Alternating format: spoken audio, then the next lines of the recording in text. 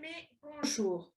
Que la paix, la joie, la force de notre Seigneur Jésus-Christ soient avec vous. Je suis Priscilla Kaninda et c'est avec beaucoup de joie que je me tiens devant vous pour partager la bonne nouvelle de notre Seigneur Jésus-Christ de Nazareth. Aujourd'hui, nous allons aborder notre premier thème de l'année qui va nous accompagner jusqu'en 2022. Il s'agit de Sur le chemin de la destinée avec comme premier sous-thème la rencontre avec Jésus-Christ. Mais avant de commencer, je vous invite donc à vous joindre à moi dans cette prière pour remettre ce moment de partage entre les mains du Seigneur. Père éternel, nous te rendons la gloire, nous te disons merci pour ce moment de partage. Nous prions que tu nous accompagnes, que tu nous éclaires et que tu nous aides à mettre ta parole en pratique. Nous nous couvrons par le sang de Jésus et nous prions que tu renouvelles nos connaissances afin de te rendre gloire en tout et pour tout. Au nom de Jésus, Amen. Gloire soit rendue à notre Dieu qui vit au siècle des siècles. Amen. Bien-aimés, je vous invite donc à lire ensemble avec moi dans le livre de Colossiens chapitre 3, versets 1 à 10. Je lis au nom du Seigneur.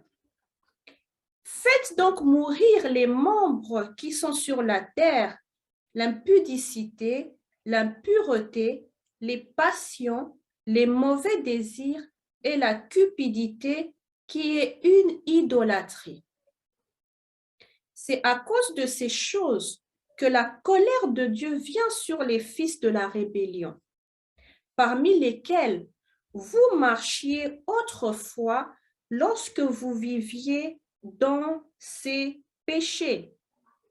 Mais maintenant, renoncez à toutes ces choses, à la colère, à l'animosité, à la méchanceté, à la calomnie, aux paroles déshonnêtes qui pourraient sortir de votre bouche.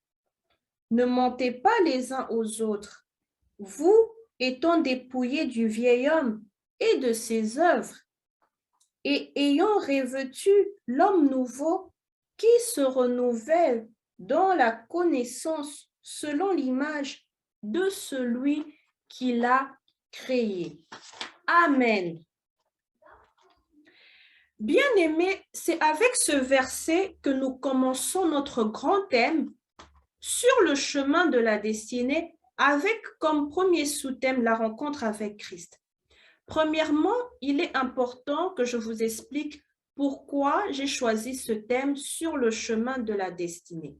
Mais avant tout, nous devons comprendre qu'est-ce que la destinée. La destinée est le fait d'être réservé à quelque chose. C'est une condition, ça peut être aussi une carrière, un destin. Le destin est l'ensemble des événements qui composent la vie d'un être humain, souvent considéré comme résultant de causes distinctes de sa volonté. Par exemple, elle a eu un destin tragique. La destinée a pour synonyme un avenir, une destination, une mission, un sort, ça peut aussi être une vocation, pourquoi pas, ou une fortune. Par rapport à la Bible, c'est ce projet de Dieu pour nous qu'on appelle couramment notre Dieu. Bien-aimé, ce thème a été donc choisi pour que je puisse vous expliquer qu'en tant qu'être humain, notre vie sur notre vie sur la terre, nous avons bel et bien ce qu'on appelle la destinée. Nous avons donc cette destination, nous avons donc ce parcours, ce chemin où nous avons bel et bien des objectifs, où nous rencontrons beaucoup de situations et nous avons envie d'aller quelque part, d'aboutir à un résultat concret. Et qu'est-ce qui se passe sur ce chemin, sur ce parcours? Des fois, nous n'arrivons pas à ce dont nous avions eu à nous fixer comme objectif. Pourquoi? Parce que nous sommes encore retenus captifs de beaucoup de choses et il est difficile que le plan de Dieu s'accomplisse dans notre vie. La rencontre avec Christ, qui est le premier point, va nous permettre, par rapport à au premier mois de l'année, comment nous devons commencer cette année avec Jésus-Christ et comment nous devons cheminer avec lui pour la suite. Il y aura donc d'autres sous-thèmes. La Bible nous explique dans Colossiens chapitre 3, versets 5 à 10, de faire mourir toutes les mauvaises choses, tous les mauvais désirs qui sont sur la terre, car c'est une idolâtrie. De plus, ces mauvaises choses enflamment la colère de Dieu sur les fils de la rébellion.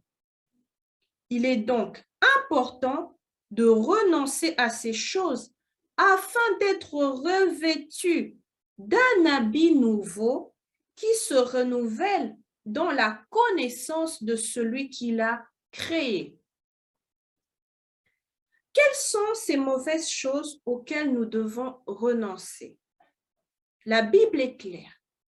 La Bible nous parle de l'impudicité, de l'impureté, les passions, les mauvais désirs, la cupidité, considérée comme l'idolâtrie. De plus, la colère, l'animosité, la méchanceté, la calomnie, les paroles déshonnêtes qui peuvent sortir de notre bouche et le mensonge. Nous devons donc renoncer à ces choses pour atteindre de nouvelles choses. Nous devons donc rencontrer Christ et d'avoir un nouveau départ en lui, tout en se dépouillant de ce vieil homme caractérisé par toutes ces mauvaises choses. Et au moment où nous rencontrons Christ, notre vie change et nous adoptons une nouvelle nature qui n'est plus comparable à l'ancienne, mais qui est comparable à la nature même de Jésus-Christ de Nazareth. Pourquoi? Dieu, par son amour, il nous fait porter une nouvelle tunique, un habit nouveau, un habit rempli de ses connaissances, de la sagesse, de la sainteté, de la pureté, des bénédictions, de gloire, de connaissance, de vérité, de consécration et tant d'autres. Notre vie n'est plus la même. Et nous allons et nous cheminons bien ce parcours tout en étant avec Dieu.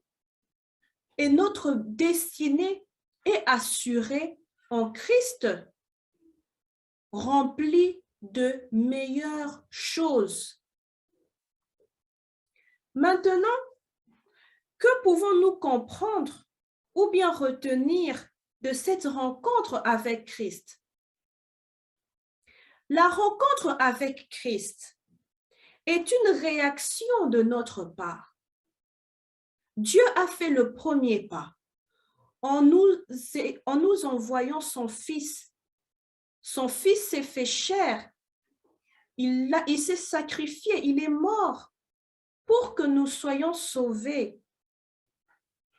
Il a crucifié la chair et il s'en est sorti vainqueur pour que nous ayons la vie éternelle. De plus, notre réaction et aussi la manière dont nous approchons Jésus-Christ, tout en reconnaissant son autorité, son amour, sa suprématie, sa divinité envers nous, et nous l'acceptons dans notre vie, dans nos vies, comme notre Seigneur et Sauveur, et nous acceptons de cheminer avec lui tout au long de notre vie. Lorsque nous rencontrons Jésus-Christ, nous lui parlons de tout, car il devient notre ami, un ami fidèle, à part le fait qu'il est notre Dieu et notre Père aussi. Nous cherchons donc à développer une relation intime avec lui, une relation personnelle, et nous nous appuyons sur lui seul de toutes nos forces, et nous devenons donc cette nouvelle personne telle que décrite dans le livre de Colossiens, chapitre 3, verset 10. Notre vie change complètement. Nous voyons les choses autrement.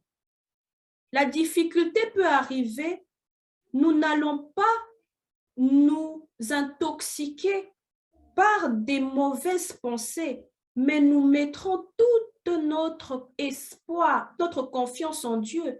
Nous aurons de l'espoir en Dieu et nous allons croire en lui et lui viendra nous aider. Nous n'allons plus réagir comme dans le passé. Au moment où nous acceptons que Jésus-Christ prenne complètement et totalement le contrôle dans nos vies. Nous ne sommes plus cet homme charnel. Nous marchons selon l'esprit. Nous avons de nouvelles visions, de nouveaux objectifs. Nous avons donc un regard positif pour notre destinée. Que Dieu bénisse sa parole, et j'aimerais donc conclure en disant ceci. En tant que premier sous-thème, il est donc important de cheminer l'année 2022 tout en ayant une rencontre personnelle avec Christ. Si vous n'aviez pas eu cette opportunité, je vous prie d'accepter Jésus-Christ dans vos vies comme votre Seigneur et Sauveur. Et votre destinée sera assurée. Il est important que lui commence avec vous. Sur ce chemin de 2022, il est important de commencer avec Christ. Mais si vous aviez eu à rencontrer Christ dans votre vie et que vous n'aviez toujours pas eu à changer, et que vous aviez gardé ce vieil homme, je vous prie de renouveler votre engagement. Parce que lorsque Christ fait cette rencontre personnelle avec vous, votre vie ne peut plus rester la même. Je vous invite donc à prier ensemble avec moi pour conclure ce moment de méditation. Père éternel, nous te bénissons, nous te rendons la gloire, car tu es infiniment bon dans nos vies. Sur le chemin de la destinée, nous avons besoin de toi, parce que c'est toi qui dois commencer avec nous. C'est toi qui es le nouveau départ pour une destinée meilleure et glorieuse. Nous nous remettons entre tes saintes mains. Nous acceptons de faire cette rencontre personnelle avec toi, autant nous renouvelons aussi notre engagement avec toi. Commence avec nous cette année 2022. Aide-nous à être cette nouvelle personne que tu attends de nous pour que nous puissions pas t'enflammer, mais pour que nous puissions t'apaiser par notre manière d'agir. Nous prions que toi seul, tu nous fasses porter cet habit nouveau et que tu nous aides à évoluer avec toi. Que 2022 soit une année où tu nous feras porter à partir de ce mois de janvier un habit nouveau, rempli de tes connaissances et de tes sagesses, rempli de sainteté, de pureté, rempli de tes bénédictions, grâce, car en te rencontrant, nous ne sommes plus les mêmes personnes. Notre vie change complètement et notre destinée change. Nous te bénissons au nom de Jésus. Amen. Amen, amen, amen. Bien-aimés, je vous remercie pour le moment que vous aviez eu à consacrer en suivant ce moment de partage. J'espère que vous aviez été édifiés. Partagez cette vidéo à vos amis, vos familles, vos proches. Une âme, une vie peut être sauvée. Que Dieu vous bénisse et au revoir.